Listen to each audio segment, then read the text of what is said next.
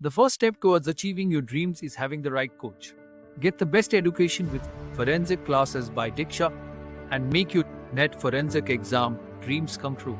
Download the app now. Hello everyone, welcome to our YouTube channel. And आज की video में हम एक बहुत ही इंपॉर्टेंट नोटिफिकेशन डिस्कस कर रहे हैं। ये नोटिफिकेशन है इंटेलिजेंस ब्यूरो का, ministry of home affairs, government of India.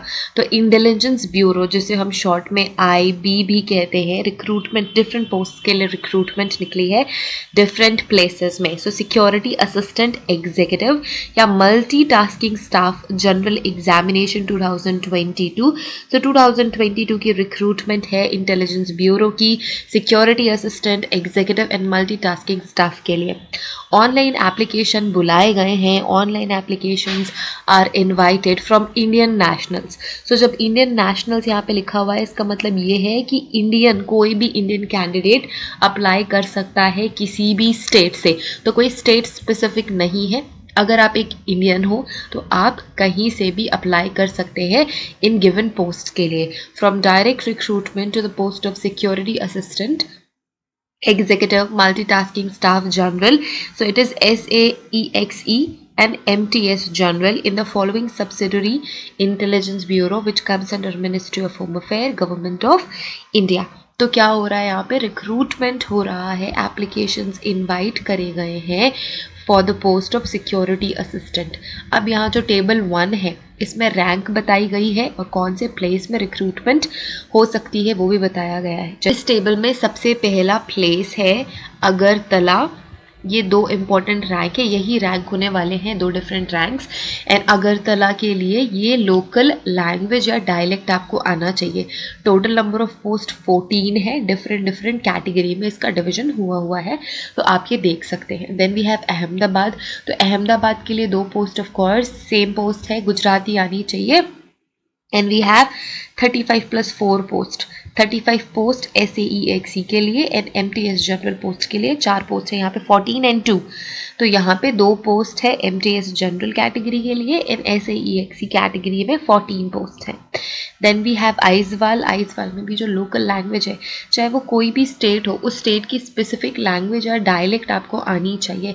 सो आइजवाल की भी लोकल लैंग्वेज और डायलेक्ट जिन भी कैंडिडेट्स को आता है, ये बहुत बड़ा प्लस पॉइंट है, मतलब आना ही चाहिए। And here we have number of post जो कि डिफरेंटली डिवाइड हुए हैं डिफरेंट कैटेगरीज में। Then we have Amritsar. Amritsar में पंजाबी आनी चाहिए, 64 and 2 पोस्ट है। Then we have Bengaluru. Bengaluru में भी जो लोकल लैंग्वेज डायलेक्ट है वो आपको आनी चाहिए। बहुत सारी पोस्ट है, 108 पोस्ट और 3 पोस्ट है।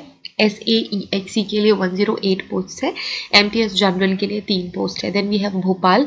भोपाल एक ऐसा प्लेस है जहाँ पे हिंदी लैंग्वेज ही चलती है, तो हिंदी आनी चाहिए, 33 and 4 पोस्ट है। Then we have Bhubaneswar. Odia आनी चाहिए, 11 and 2 पोस्ट है। Then we have Chandigarh. Hindi Punjabi दोनों ही चलेगी, दोनों ही आनी चाहिए, 33 and 3 पोस्ट है। Then we have Chennai. Chennai में है तो तमिल आनी चाहिए, 107 and 5। Then we have Dehradun. Dehradun में हिंदी ही बोली जाती है, तो 8 पोस्ट है SAEXE के लिए एंड 2 पोस्ट है MTS जनरल के लिए। Then we have Delhi. IB का हेडक्वार्टर दिल्ली में ही है, इंटेलिजेंस ब्यूरो का हेडक्वार्टर, तो हिंदी पंजाबी उर्दू ये सारी चीज़ें चलेंगी। बहुत सारे पोस्ट हैं यहाँ पे, 270 and 53 पोस्ट है। Then we have Dibrugarh. Dibrugarh, okay, मुझसे ये बोला नहीं जाता, पता नहीं क्यों, डिब्रूगढ़। सो ये लोकल लैंग्वेज एंड डायलेक्ट आपको आनी चाहिए, 6 पोस्ट है एंड 2 पोस्ट है। Then we have Gangtok. So Nepali Bhutani language आनी चाहिए। Here we have number of vacancies and post number. फिर Guwahati. Guwahati Hyderabad. So local language, here we have post. So Guwahati में सिर्फ MTS जनरल के लिए ही पोस्ट अवेलेबल है। अच्छा, SAEXE के लिए भी है 41 पोस्ट, ये मैं मिस कर रही थी। Then we have Hyderabad. Hyderabad के लिए तेलुगु आनी चाहिए। We have number of post given here. Next we have Imphal. Imphal की लोकल लैंग्वेज, इम्फाल, ईटानगर, जयपुर, जम्मू, कोहिमा, और ये सारी की सारी लिस्ट है जिसमें आप डिफरेंट स्टेट्स देख सकते हैं, number of vacancies on different position आप देख सकते हैं। Kolkata, Leh, Lucknow, Meerut, Mumbai, Nagpur, Patna, Raipur, Ranchi, Shillong, Shimla, Siliguri, Srinagar, Trivandrum, Varanasi and Vijayawada. So total number of posts कितनी है? 1521 and 150. The above number of vacancies is provisional and liable to change. तो जो number of vacancies आपको बताई गई है, कुछ slight change आपको इधर उधर देखने को मिल सकता है. So then we have another information. Candidates and applicants are advised to go through all the parameters under different paras and sub-paras mentioned above and satisfy themselves about the suitability of term, conditions, age limit, essential qualification, etc. The post given SAEXE, NMTS General or both before applying. तो apply करने से पहले आपको सारे के सारे points properly पढ़ लेने हैं, आपको पता होना चाहिए वो सारे के सारे candidates जो eligibility criteria को fulfill करते हैं वो apply कर सकते हैं.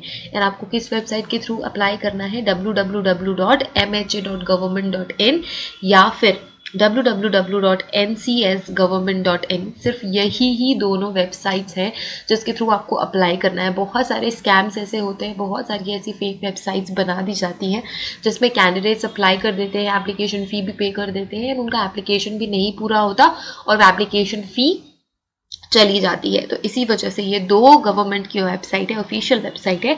इन्हीं वेबसाइट्स के थ्रू ही आपको एप्लीकेशन फॉर्म भरना है. जब आप एप्लीकेशन फॉर्म भरोगे तो आपको एटलीस्ट 2 बार तो चेक करनी है आप कौन से वेबसाइट में फॉर्म भर रहे हो. ओके, अब हम थोड़ा डिस्क्रिप्शन देख लेते हैं पोस्ट का कि क्या डिस्क्रिप्शन है, क्या सैलरी होगी, क्या एज लिमिट है, एलिजिबिलिटी क्राइटेरिया आपको फुलफिल करना है. तो पे scale and classification. So classification क्या है? क्लासिफिकेशन क्या है? जनरल, सेंट्रल सर्विस है, नॉन मिनिस्टरल है, नॉन गेजेटेड है.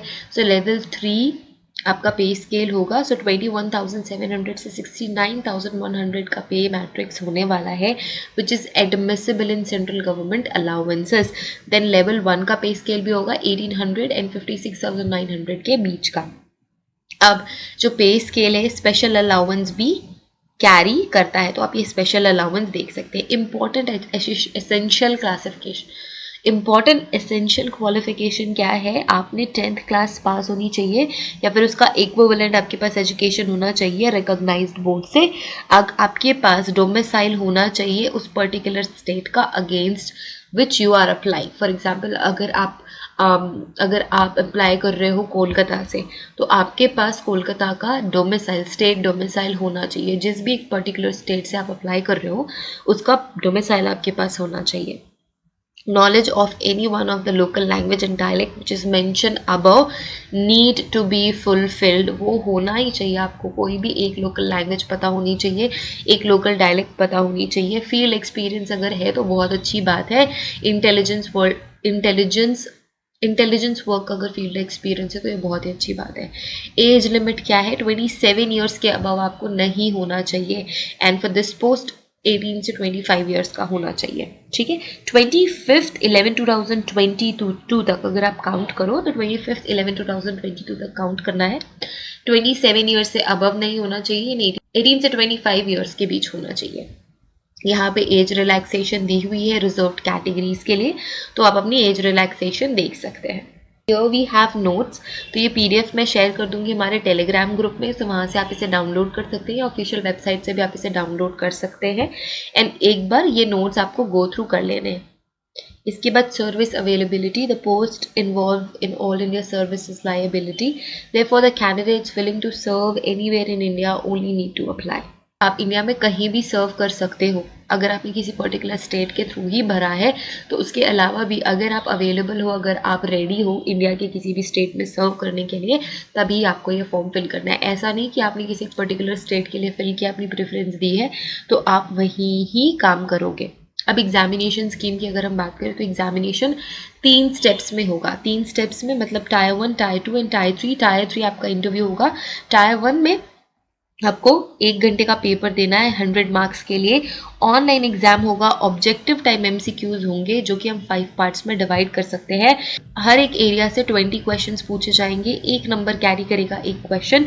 जनरल अवेयरनेस से क्वेश्चन आएंगे, क्वांटिटेटिव एप्टीट्यूड से क्वेश्चन आएंगे, numerical, analytical, logical ability, reasoning से क्वेश्चन आएंगे, English language and general studies से.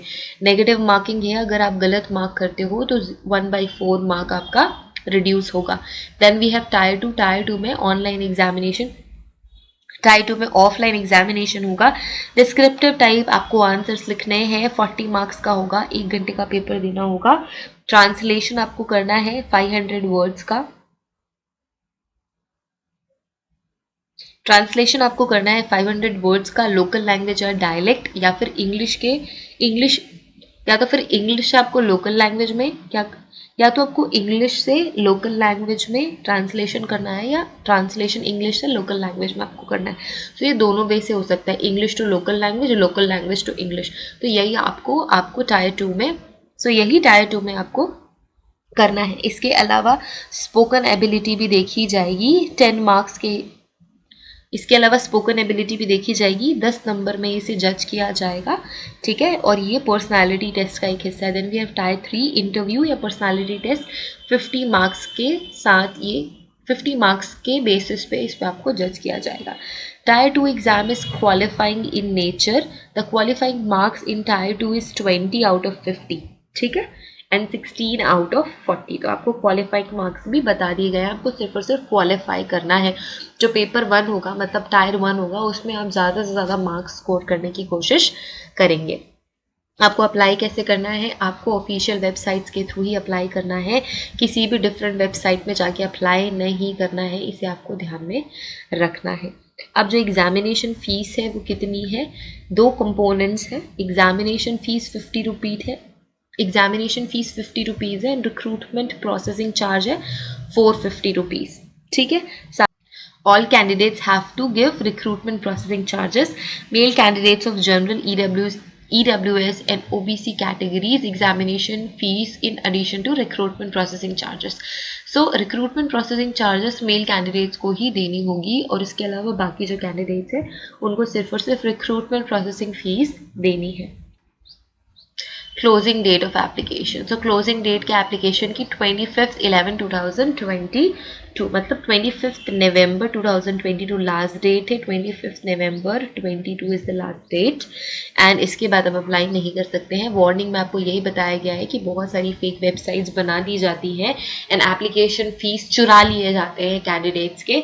इसी वजह से जब आप एप्लीकेशन फिल करेंगे, जब आप एप्लीकेशन फिल करेंगे, आपको वेबसाइट चेक कर लेनी है। सिर्फ और सिर्फ ऑफिशियल वेबसाइट के थ्रू ही एप्लीकेशन फॉर्म फिल करना है। Candidates are advised to apply through website of MHA, ministry of home affairs only, www।